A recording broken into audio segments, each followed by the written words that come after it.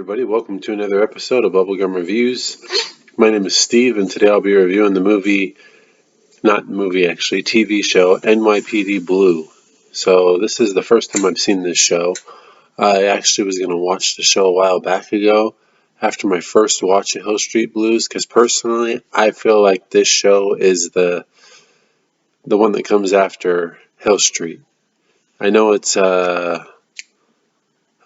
what is it? Bunts something. It's the one season. That's the actual show that comes after Hill Street. But this one, I feel like it. So, real quick. First off, I'll go ahead and give it a quick summary. So, this is about the 15th Precinct and their daily lives and the cases that they work and stuff like that. This show, Dennis Franz, he's not the same name as he was in Hill Street Blues, of course, but he literally, at the end of that show, he leaves as a lieutenant and he punches the chief in the face and leaves. In this show, he's a detective 2, I believe. So he gets demoted for the punch. He's still in, but he gets demoted. And then he works his way back up the ranks. That's kind of how I feel like this is the spinoff to that show. I could be wrong, but obviously I'm not. I could be wrong. I know I am wrong, but this is how I feel. Anyways, I finally watched the show. Just finished it yesterday, and I was really surprised at how I liked the show. Because I didn't expect to like it that much. It literally took me. I did a little pause throughout the show, but anyways, so the director. Not the director. There's no director. The writer for this was also the writer for Hill Street Blues, Stephen Bochco. He went after doing that. He left sometime in I think season 6 or something of Hill Street Blues. And then went and did LA Law and some other stuff, and then he came over and did NYPD Blue. So Dennis Franz, Sipowicz. I'm gonna say their names in the show so I don't spoil anything. I feel like that'll keep less of the spoils out of it. Sipowicz is he's great. In my opinion, Sipowicz's character, written character, is one of the best written characters of any TV show I've ever seen. I enjoyed the hell out of this. There's the ups, there's the downs, there's the racial tension, there's the fights, there's this, getting in fights with your boss and everything like that. I'm not saying other shows don't have that, but this one was really well done. And it was surprising because this was like a rotating door for characters, I swear.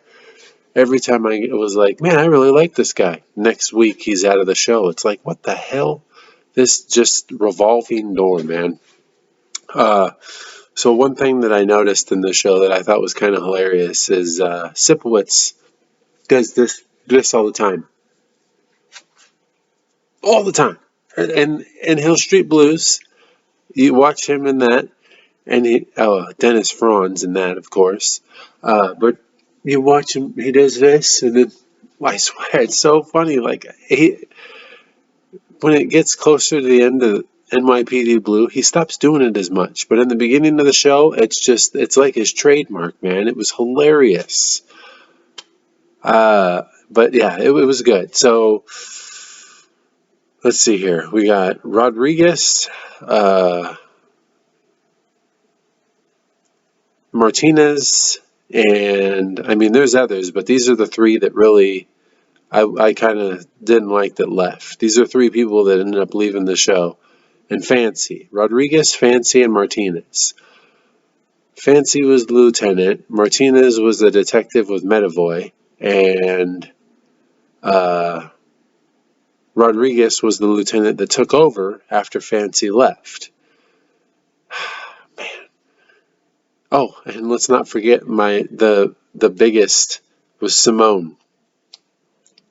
All four of them ended up leaving or getting killed off, not really. None of them actually got killed off. They all ended up leaving for whatever reason outside of the show. The hardest one for me was Simone, then probably Fancy, then Rodriguez, and then Martinez. But I did not like that any of them left because they were great, man. With that being said, Martinez was taken over by Baldwin, and Baldwin I actually really enjoyed. Like, he did a really good job in the show. Medavoy I liked more in the beginning of the show than at the end. Because in the beginning, he's kind of like the Cliff Clavin of this show. But yeah, I mean, the show is definitely, if you're not into the whole revolving door of cast members, then you're probably not going to like this. But I mean, with that being said, the people that became their successor, I guess you could say, they still did a good job. Like, I can't remember most of the females' names. I do remember McDowell because that was Sipowitz's second wife. Well, actually, third wife, but that was the one that he had the adopted kid with and everything. And I actually liked when he was with her. I also liked when he was with the lady before it, like the one that he had the first kid with. That nope, I don't want to say that. The one that he had the first kid with. I liked both. Like, both of his relationships were like, I enjoyed how it started to change him in a better way and stuff like that. Medavoy, I like, just, it was so cool. Like, the one thing about this show that I really like, and a lot of shows like this, is it like totally gets you involved in their lives where you're like, oh no, no, you don't want to be with her. Yeah, yeah, yeah, go ahead, kind of thing. One of the greatest lines in this show was, "Don't let the door hit you on the way out, and don't let the door hit you in the ass on the way out." Sipowicz, 1042. That was episode Guns and Hoses.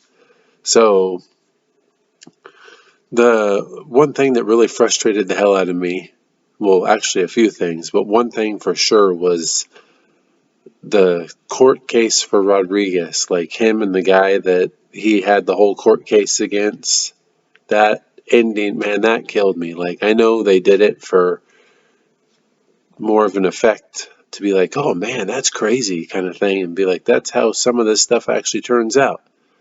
And man, that was so frustrating. Like, I was so upset. I was so upset about that. So this show's writing is really good, in due part of Stephen Bochco and David Milch. Those are the two main guys. But man, I really enjoy this show. Yes, there's some familiarities with old shows that are like this. There's some familiarities with just the cases that they do and stuff like that. They have people from Hill Street Blues in this show. They have people from Criminal Minds in this show. Well, of course, Criminal Minds was after this, so it would kind of be people in Criminal Minds from this show. Excuse me.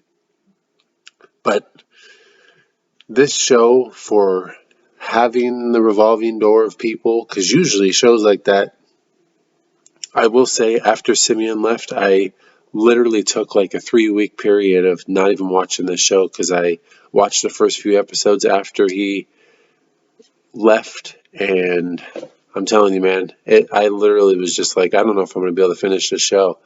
But I went back, I got back into it, I started watching it, I turned it back on, and it was slow, but eventually I was like, okay, this isn't bad, and then I just finished it yesterday.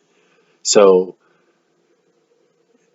with the departure of Simeon, it still sucks, but it's not as bad as you would think, considering him and Sipowicz were my favorite duo, and they bring Simeon back later on down the road in the show.